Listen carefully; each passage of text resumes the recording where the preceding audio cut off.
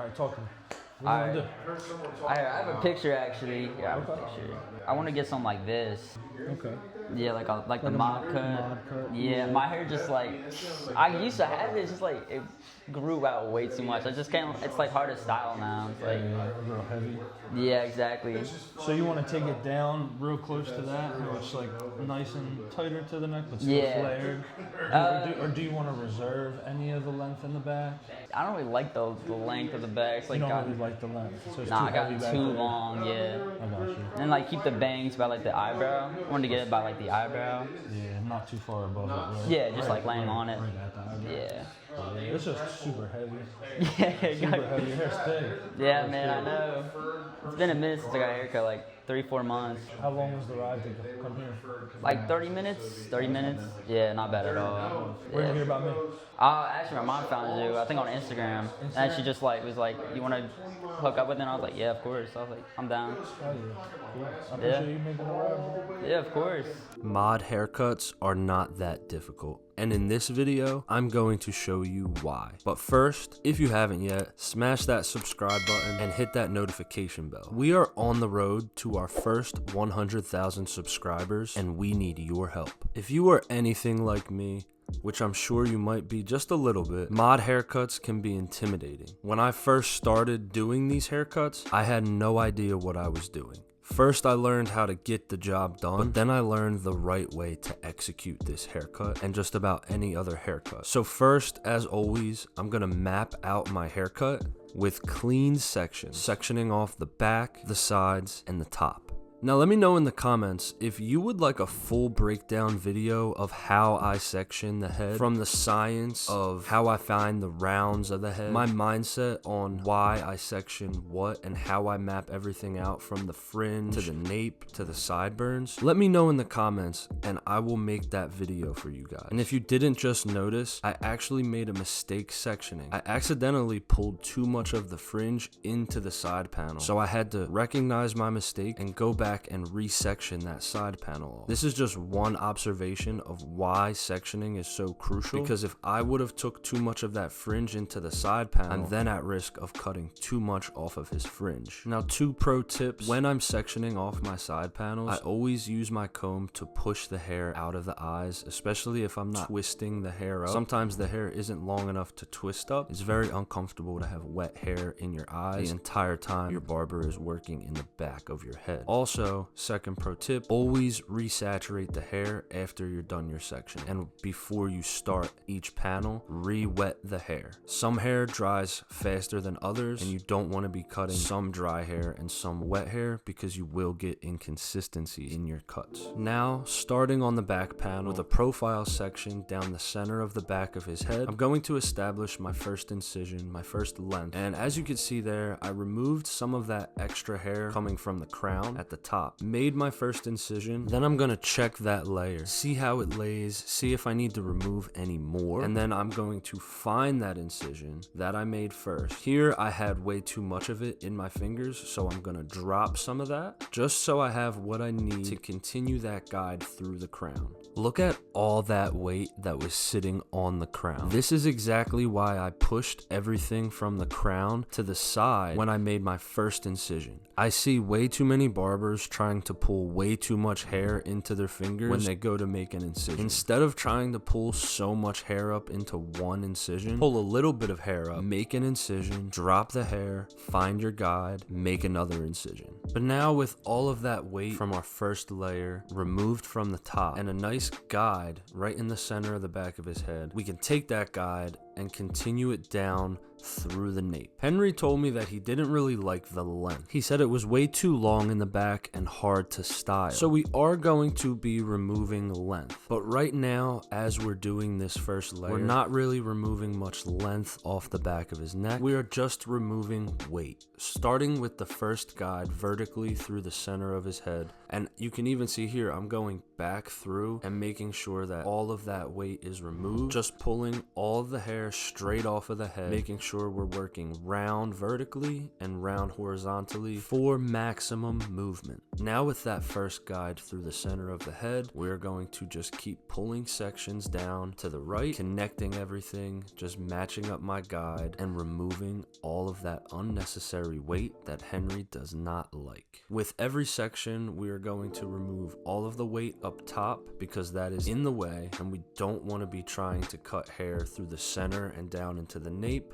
with all of that hair falling on top. Midway through, I'm going to re-wet the hair, making sure that everything is evenly saturated. Now, as I move from left to right, I'm making sure that I'm paying attention to my body position, moving my body with each section. And with each section, I'm going to pull a little bit from the previous section into that section so that I have a guide working all the way through it vertically. Having that vertical guide from the previous section will assure that I'm keeping that round shape vertically and horizontally. And I'm just going to keep repeating these steps all the way to the right until I reach the back of the ear. And what I did here in this last section behind the ear is when I remove that weight, as I get to the top of that section, I'm actually going to pull the hair out and keep it nice and square at the top. For this haircut, I want to keep it nice and square on the sides, but round in the back. So once I have that side of the back done, I'm actually pulling everything up horizontally and just cross-checking through the bottom, being aware that all of that length on the bottom I am going to remove after I am completely done layering the back. So now,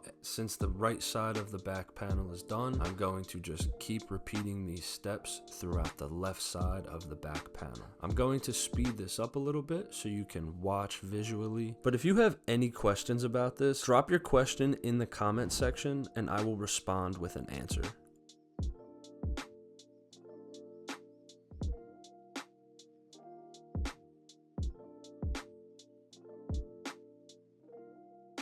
Now, with everything layered in the back, it's time to start chopping off some of that length at the nape area. So I'm just pulling everything straight out, chopping some of that length off with my shears, point cutting to make sure I'm not making anything too blunt, and then I'm elevating everything through the center, cross-checking all of that, making sure that everything horizontally is nice and round and even. You don't want any random long pieces. Trust me, clients will notice that. Once that's all done, I'm going to use my feather razor to really set in the length on the back of his neck. The feather razor is always going to leave your lengths more soft, more textured. When it comes to a mod cut, you want the haircut to look strong and structured, but you want your edges, your perimeter, to look nice and soft and textured. It's the perfect balance between a nice, strong, structured haircut that has a lot of movement, flow, and softness around the edges. This is how you're going to achieve them nice, wispy ends in the back and on the sideburns that most people desire when they see a mod haircut. Now that you're done with the back panel, it's time to connect that back panel into the sides. Now, if you can understand this one single concept, I believe cutting hair becomes a lot easier. And that is that every panel has a top perimeter and a bottom perimeter. So for this side panel, I'm first attacking the bottom perimeter,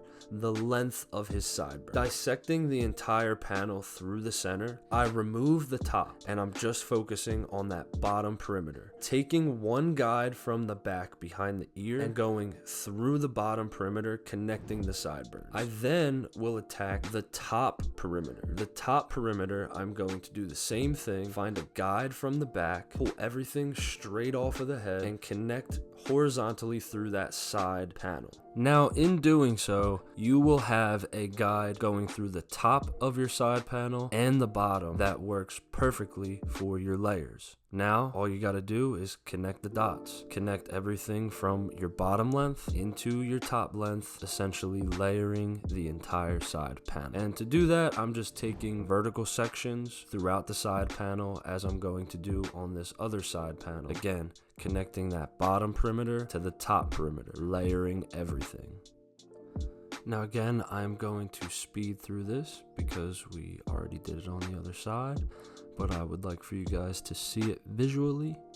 And again, if you have any questions about this, drop it in the comments and I will answer all of your questions. Also, we are in the process of creating an online community. where I will be posting more in-depth videos similar to these YouTube tutorials, where you will have private access, but also be able to work with me one-on-one on your shear cutting techniques, on all different hair cutting techniques, and I will also help you scale your barber business through social media. So be on the lookout for that. And if you are interested in online coaching and not only learning more about cutting, but also scaling your business, let me know in the comments. Next, we are going to attack the top.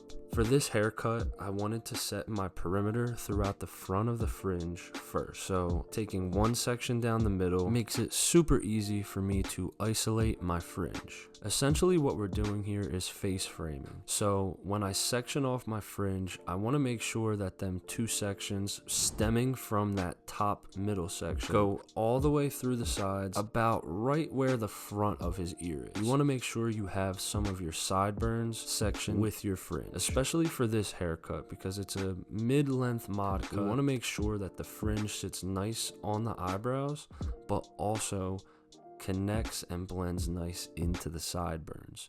Them sideburns are going to hug his cheekbones and the edges of his eyebrows. Now, once you have the perimeter of your fringe connected into your sideburns and everything looks nice and framed, we're gonna go and start working in our layers through the top. Taking one section from the front to the back, we are going to use the length of our fringe and work that guide all the way through the center of the head into the back where we have an obvious guide at the crown. Now, you might be asking, why am I using my feather razor? Why am I doing this pinching technique instead of just using my shears? The simple answer is it's all preference. If I were to use a shear, I'd probably point cut so that I'm not leaving many blunt lines. But essentially, you can leave blunt lines. You can just use your shears and cut flat, straight across, and then you can add your texture in the end. I personally just want to get better at this technique, and sometimes I believe it's just more aesthetically pleasing for my videos. But that doesn't mean that this is a right or wrong way to do it. Find what works for you, master it,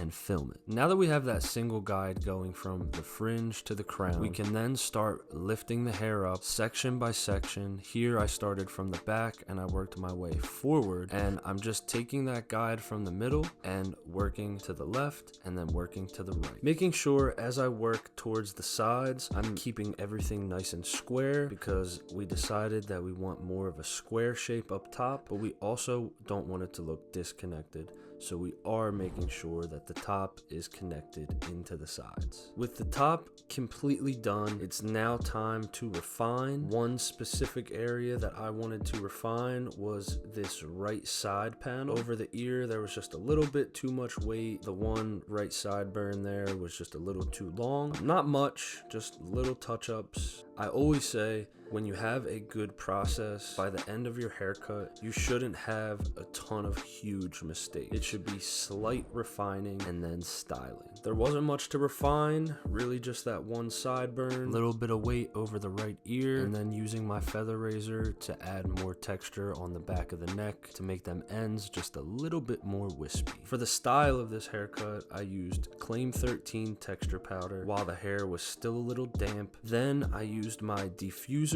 to really work that hair product into the hair. And now with the haircut completely styled, I'll then refine one more time with my feather razor, just working around the head, adding texture where I think parts of the head are just a little too flat, maybe just need a little bit more weight removed. Here I'm just removing some weight around the front top area, just adding a little bit more texture. The hair looks one way wet, but when you dry it, it looks another way. And then when you style it, that is the complete look. So you really want to make sure you don't just call it a day at the end without styling it, without refining it, because your client will appreciate that fine detail. Like even the little stuff right here, I'm just removing all the hair off the back of his neck with my feather razor, where some barbers wouldn't even do that. They would just let all the hair on the back of the nape cover that. Now Henry is absolutely rocking this mod haircut. He was obsessed with it, I'm obsessed with it, and as you can see, this is how he came in and this is how he's leaving. Literally owning this mod haircut. I did add a little bit of hairspray at the end just to hold this look because we took some videos inside and we took a few outside as well. I didn't want the wind to be blowing his hair around, and I really just wanted this style to last all day for Henry. Please let me know in the comments what you think of this haircut. Again, this is how he came in and this is how he is leaving. We completely transformed Henry's look. He came in with just a completely overgrown mod haircut and he is leaving with the perfect mod cut, completely tailored to his head shape, his personality. He is rocking this haircut in true model fashion. I'm extremely happy with this haircut. Let me know in the comments if you are happy with this haircut. And on your way out, please smash that subscribe button, hit that notification bell so you can be notified every time we drop a haircut tutorial just like this one. Let me know if you guys want to see more mod haircuts. Let me know what different types of haircuts you guys want to see. And as always, I appreciate you stopping by. I'll catch you guys on the next one. Peace.